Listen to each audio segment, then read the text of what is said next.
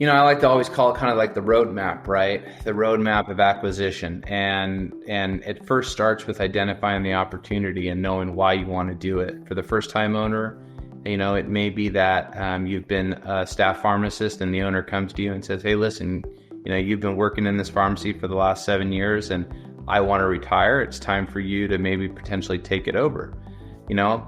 Maybe if you're a multi-store owner, you want to continue to grow your footprint within a certain region. So the opportunity has to be first identified and why you want to do it. And is it a good fit for you personally? Are you ready to take that leap into entrepreneurship and ownership? Because it's not an easy thing. Next is, what is it that you're buying? Are you buying the assets of a company? Are you buying the stock of the company? A lot of people don't know at that point, which is fine. And part of my job and my team's job is to educate them on the differences, right? What's the asking price of the business? Does it include inventory? Does it not include inventory? And once you kind of have that, then it's like, all right, let's look at the financials of what you're trying to buy, right? And we'll look at historical financials, year to dates, and we start to go through with the customer the KPIs that we see.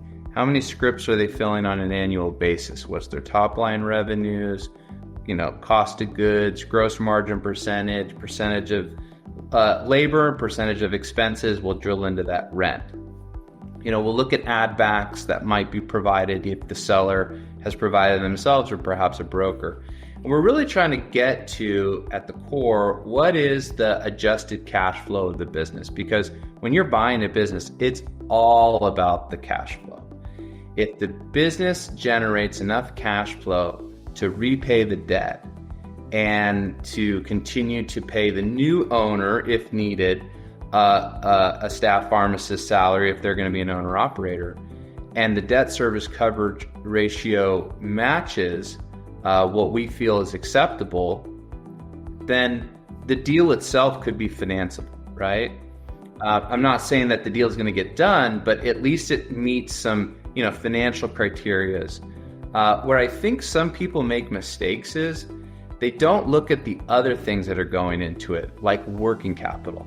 I can't tell you how many people will say, hey, listen, we want to buy this business, a broker, whoever it might be, right? Here's what the price of the business is, okay?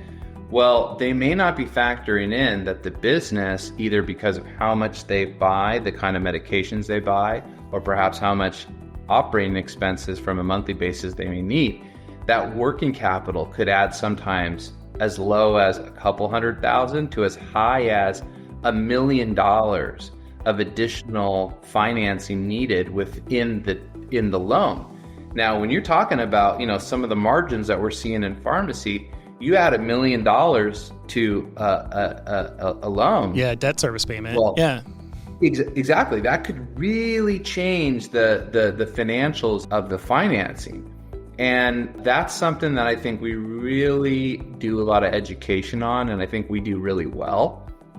A lot of borrowers sometimes will be like, oh my God, why are you giving me so much work? Right. Why are you giving me so much money? Yeah. Right.